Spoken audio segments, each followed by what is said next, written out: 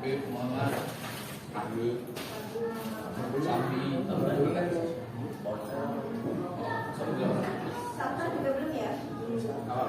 Sambil kita tunggu, mungkin karena hujan jadi ada yang terlambat ya. Kemudian sebelum kita mulai pelajaran hari ini supaya lebih semangat, ikuti nanti kalau Bu Seka bilang selamat pagi, kalian jawabnya dengan password betul, pagi-pagi semangat. Bisa kita mulai? Selamat pagi. Alhamdulillah. Nah, dalam pelajaran di pagi hari ini, sebelum kita memulai pada materi yang akan kita bahas pada hari ini, kalau di pertemuan sebelumnya kita membahas tentang materi undang-undang dasar dalam pasal-pasal dan ayat-ayat yang membahas tentang kehidupan sehari-hari. Nah, terutama tentang kalau kemarin tentang hak dan kewajiban. Nah, minggu lalu kita juga sudah Ibu sudah sampaikan bahwa hari ini kita akan belajar mengenai norma. Tetapi sebelum kita membahas apa itu norma dalam kehidupan sehari-hari, Ibu mau bertanya terlebih dahulu, apa yang kalian ketahui tentang norma? Siapa? Rena, silakan jawab.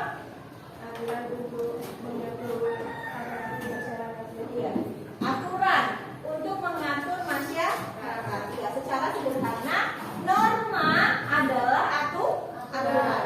Nah, kemudian berikan contoh norma dalam kehidupan sehari-hari.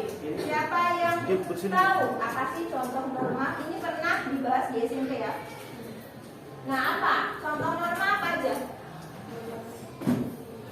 Contoh norma dalam kehidupan sehari-hari apa aja? Kita? Ya, salah satunya adalah norma susila. Nah, kemudian apa yang mau kita bahas di pembelajaran hari ini? Tujuannya apa? Tujuannya yaitu tentang peserta didik dapat menganalisis 4 jenis norma ya dalam kehidupan sehari-hari melalui nanti aktivitas studi kasus dan pembelajaran berbasis masalah. Nah, di pembelajaran hari ini diharapkan selain menganalisis 4 jenis norma itu, kalian bisa memberikan contoh pelanggaran norma beserta sanksinya. Nah, kemudian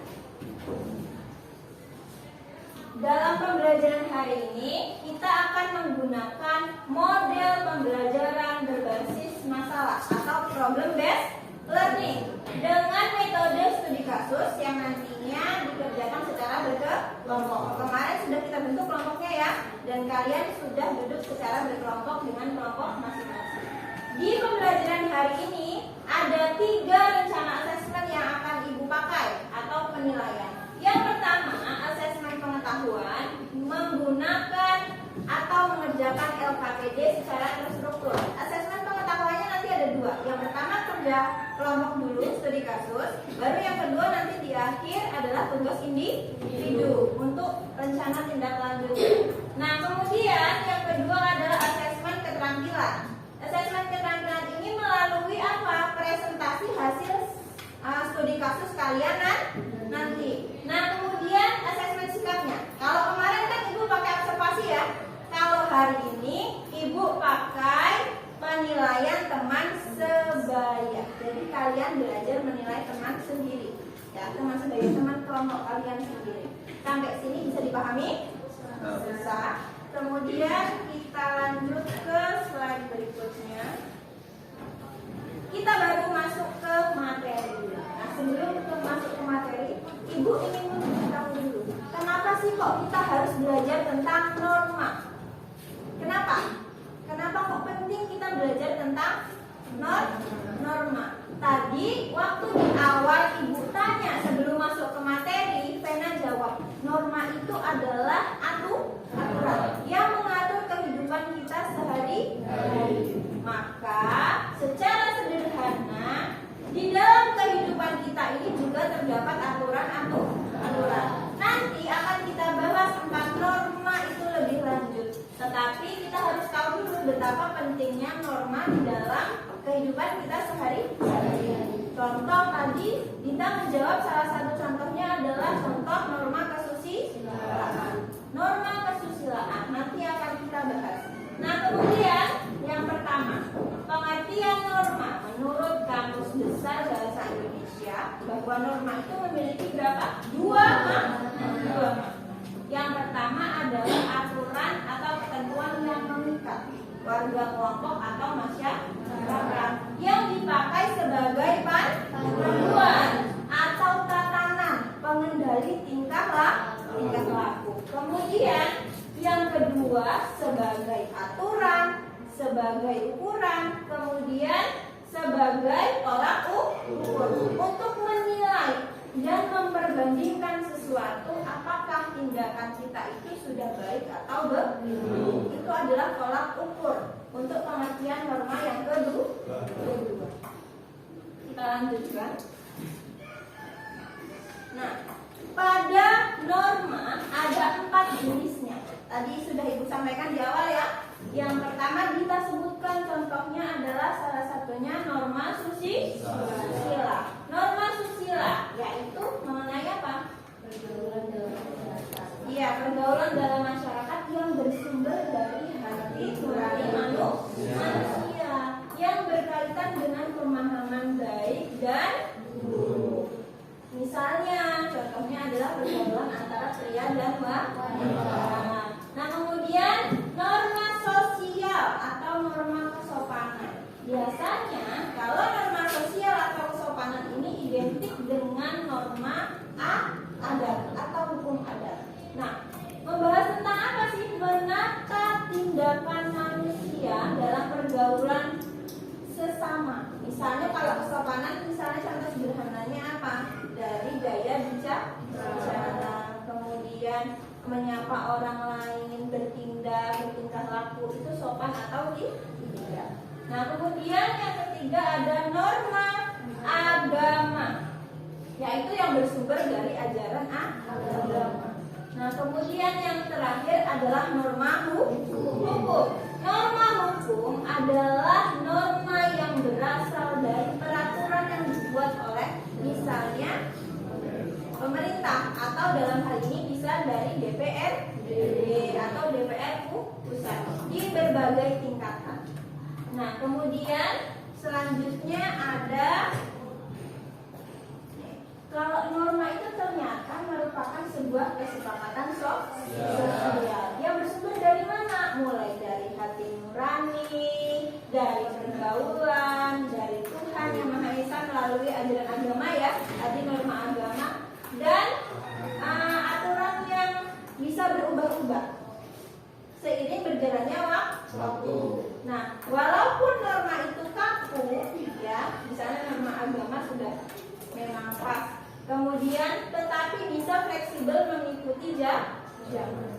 Nah, kemudian kalau yang melanggar norma itu biasanya dapat apa sih? Iya, dapat sanksi. Nah, sementara mereka yang menjalankan norma dengan baik akan mendapatkan apa? Lawannya sanksi berarti akan mendapatkan ujian, akan mendapatkan ujian bahwa dia sudah bertingkah laku yang baik. Sampai sini paham? Nah, oke, kita lanjut. Nah, kemudian ada contoh norma, contoh pelanggaran norma dan sanksi. Ini contoh sederhana. Misalnya kalau norma susila berarti berkaitan dengan hati nurani. Kalau kita berbohong kepada teman itu kan berarti berkaitan dengan hati nurani kita ya. Ya, saya sih sebenarnya nggak pengen bohong, tapi demi kebaikan saya mau bohong. Ini sering terjadi ya. Padahal sebenarnya kalau kita berbohong justru kita dijauhi oleh teman. Ya, mau sekecil apapun bohongnya pasti lama kelamaan akan ketahuan. Nah, kemudian yang norma sosial, misalnya di rumah bisa jadi dengan orang tuanya. Bicara norma sosial atau norma kesopanan berarti misalnya nih terkait dengan gaya bicara. Gaya bicaranya kasar terhadap orang tua, nggak lemah lembut. Nah, berarti biasanya kalau di rumah dapat apa sanksinya?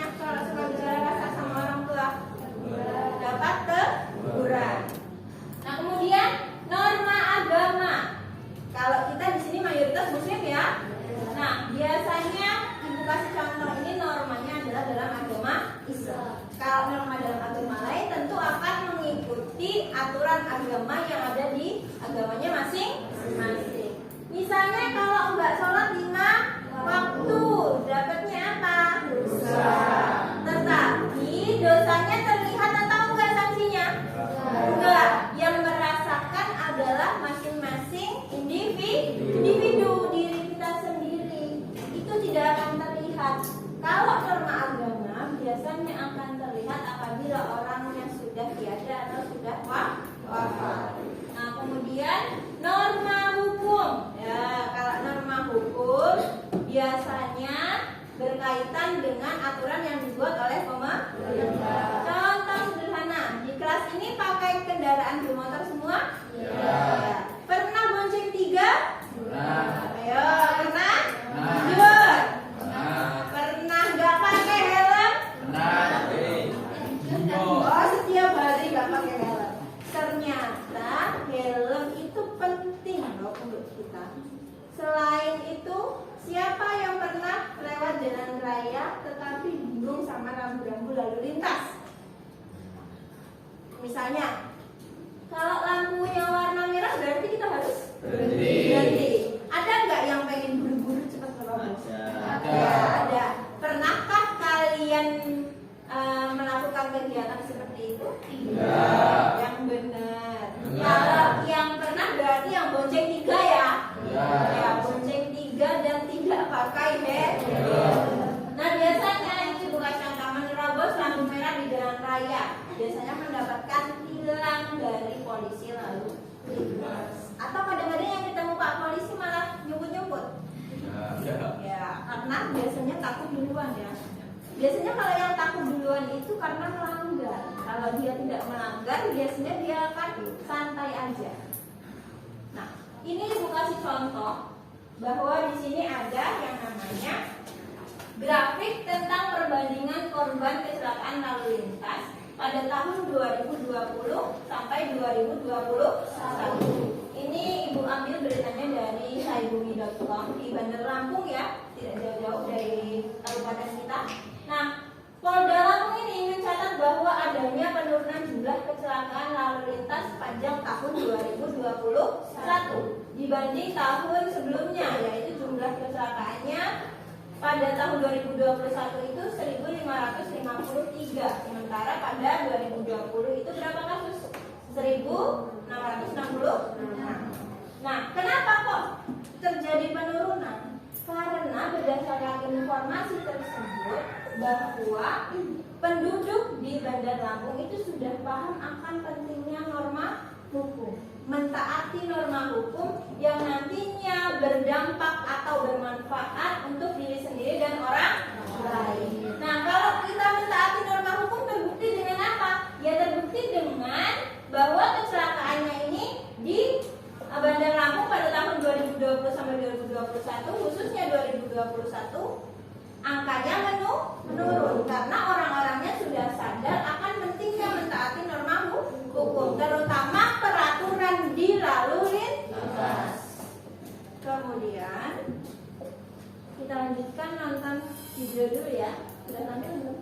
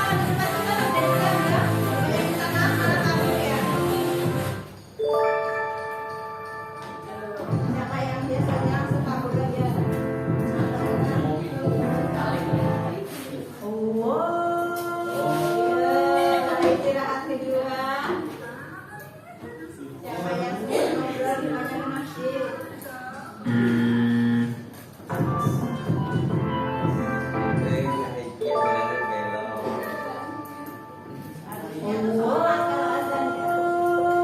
Bukan malah.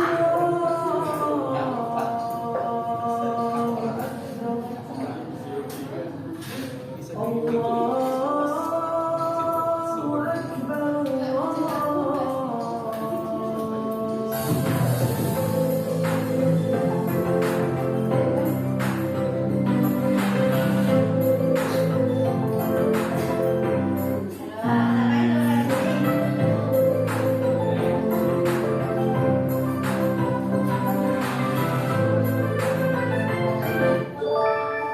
ini yang benar.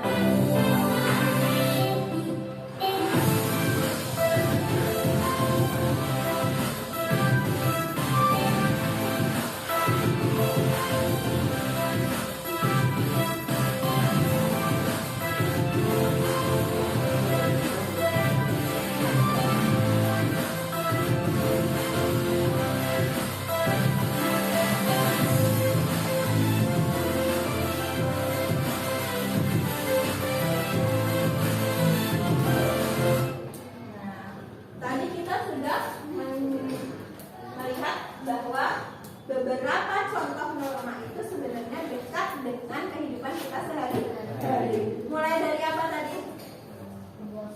Ya, mulai dari buang sampah sembarangan. Berarti terkait dengan norma kesopanan. Biasanya kalau buang sampah sembarangan itu yang benar berarti harus pada tempat, bukan dilempar. Nah, kemudian yang sering terjadi ketika kita kan di lantai 3 ya, biasanya yang di tangga. Kalau mau istirahat atau pulang sekolah atau berangkat sekolah, biasanya yang terjadi apa di tangga? Ya, kesenggol, terus gak minta maaf karena buru-buru. Apalagi kalau kita juga buru-buru terus ada teman kita yang nyenggol, hatinya jadi jengkel nggak? Ya, apalagi yang nyenggol nggak minta maaf malah buru-buru lari.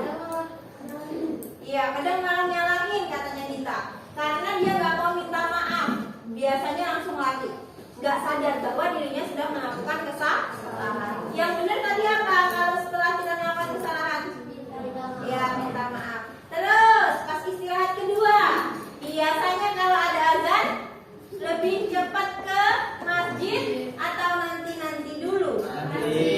Yang benar. Nanti dulu ya. Ternyata fenomena yang terjadi faktanya di kelas anak-anak ini kalau azan itu nanti dulu lah, main handphone dulu. Nantilah males lah, sholatnya di rumah aja misalnya.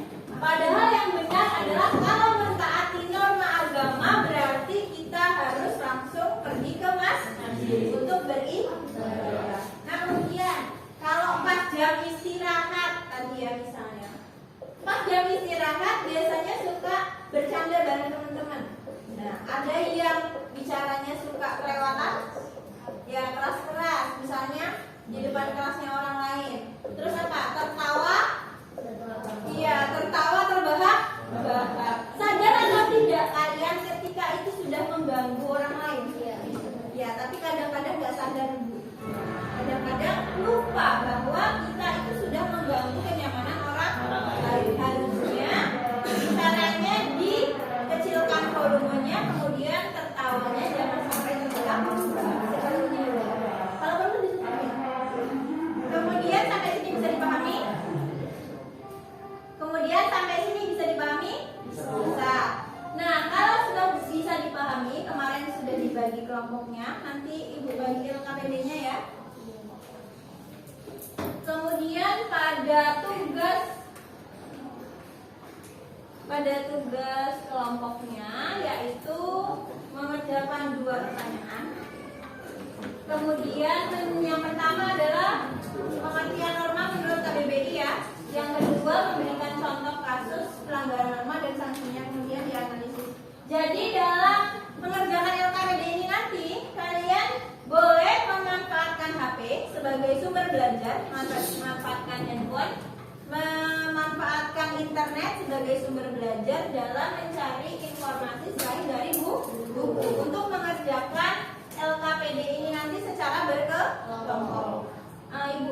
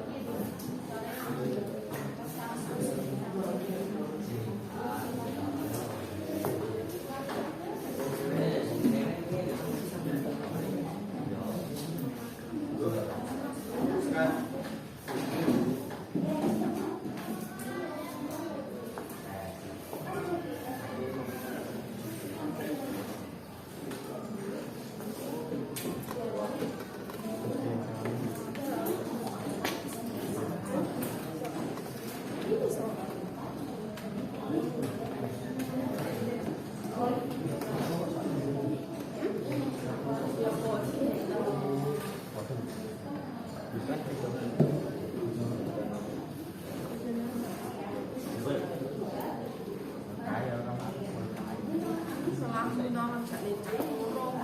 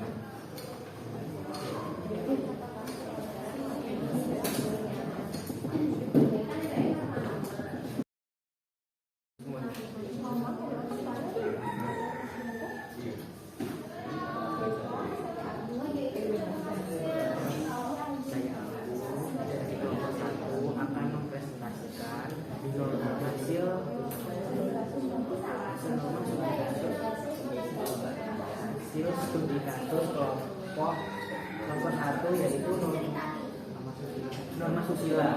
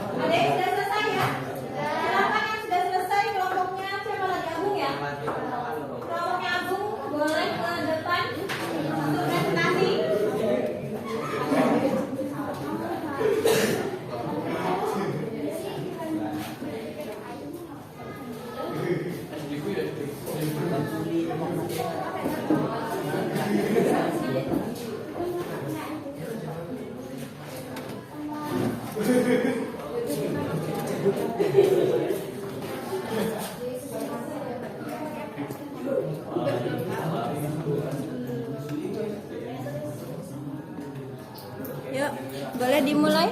Silakan. Assalamualaikum warahmatullahi wabarakatuh. Waalaikumsalam warahmatullahi wabarakatuh. Kami dari kami perwakilan dari kelompok 1 akan mempresentasikan hasil studi kasus kelompok kami tentang norma susila. Pancasila. Menurut KBBI, norma memiliki dua makna. Pertama, ia sebagai aturan atau ketentuan yang mengikat warga kelompok dalam masyarakat. Ia dipakai sebagai panduan, tatanan, dan pengendali tingkah laku yang sesuai dan berterima.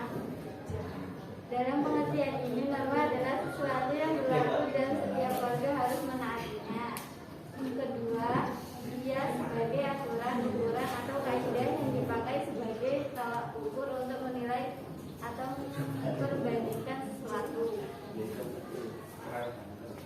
Kami juga satu kelompok sudah mencari contoh dari kasus pelanggaran norma.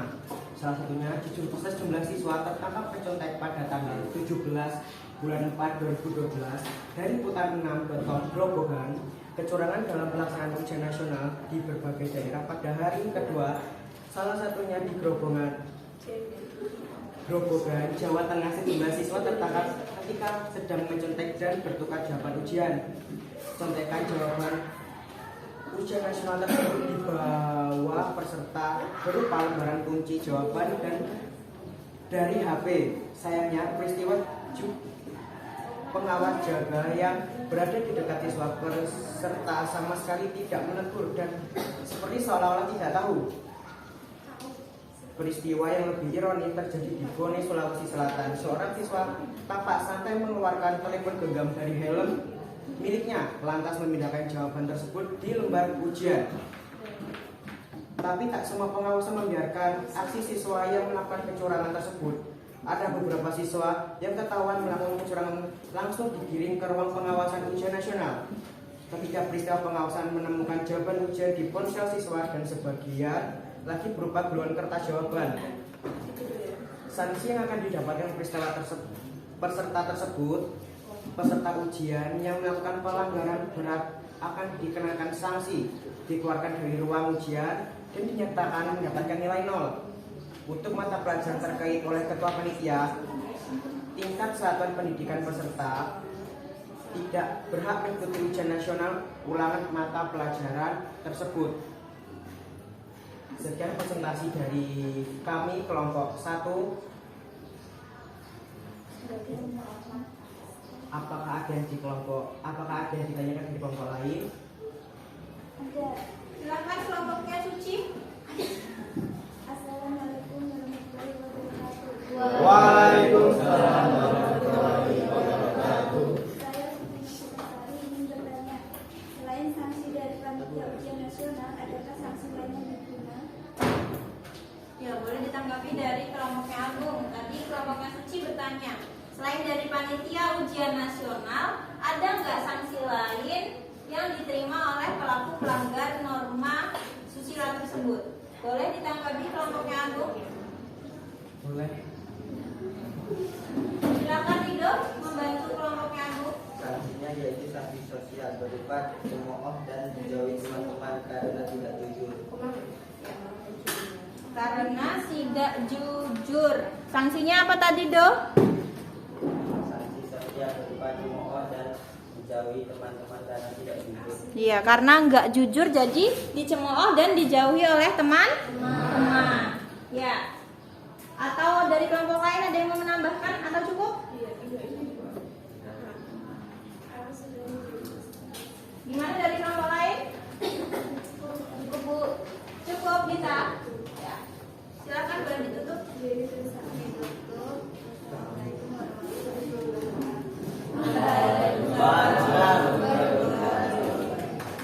Kita kasih aplaus untuk kelompok.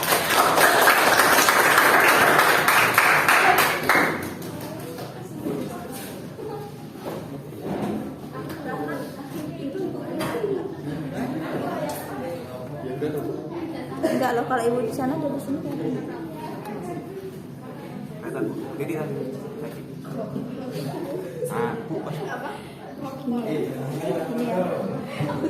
Ya. Ibu di situ. Ini jalan enggak?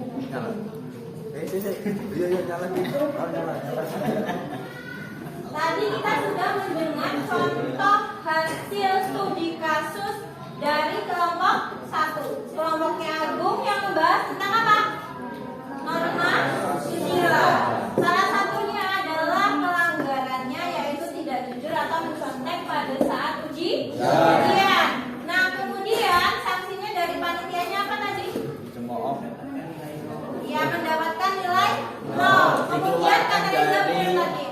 bahwa ada sanksi lain selain dari panitia, yaitu dia juga sanksinya sosial, yaitu tidak jujur karena melakukan kecurangan atau mencontek. Sanksinya berarti apa? Dicemooh. Jawaban dari Ridho tadi di kelompoknya Agung, sanksinya adalah dicemooh dan dijauhi oleh teman-teman karena tidak jujur.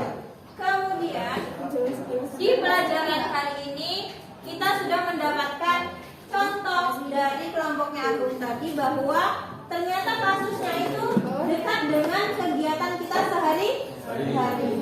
Nah, kemudian dari pelajaran hari ini apa yang bisa kita simpulkan untuk pelajaran hari ini? Silahkan Egi simpulkan untuk pelajaran yang didapat hari ini dari materi ini. Dari pelajaran hari ini bahwa Silakan berdiri. beberapa norma dalam kehidupan sehari-hari, yaitu norma kesusilaan, norma kesopanan, norma agama, dan norma hukum. Ya, norma kesusilaan, norma kesopanan, norma agama, dan norma hukum. Ternyata waktunya sebentar lagi habis, tetapi sebelum pelajarannya berakhir, kita refleksi terlebih dahulu dari materi tentang norma dari pelajaran hari ini. Apakah kalian senang? Perasaannya senang karena sudah melakukan aktivitas apa? Melakukan studi kasus. Terus apa lagi? Ternyata studi kasusnya itu tidak jauh-jauh dari kegiatan kita sehari-hari. Kemudian apa yang didapat dari pelajaran hari ini? Apa Bim? Habib? Bisa mengenal norma. Ya, bisa mengenal macam-macam norma. Ada yang ingin ditanyakan? Tidak? Tidak. Nah, kita sudah berhasil menyimpulkan pelajaran hari ini, melakukan refleksi. Kemudian selanjutnya tugasnya apa? Tugasnya yaitu ada tugas individu. Kalau tadi tugasnya secara kelompok, sekarang secara individu. Tugasnya kalau individu apa? Mengerjakan 4 soal esai yang akan dikumpul di pertemuan selanjutnya. Nah, sama seperti kemarin ya. Nanti tugas individunya dikumpul di pertemuan selanjutnya. Tugasnya ada 4, yaitu nanti dikerjakan di kertas atau di buku latihan masing-masing ya. Kemudian hari ini waktunya sudah mau habis. Marilah kita tutup pelajaran hari ini dengan mengucapkan lafaz Alhamdulillah. Nah, sebelum pelajarannya kita tutup, kita berdoa terlebih dahulu ya. Silahkan Sabta pimpin doa untuk hari ini. Siap.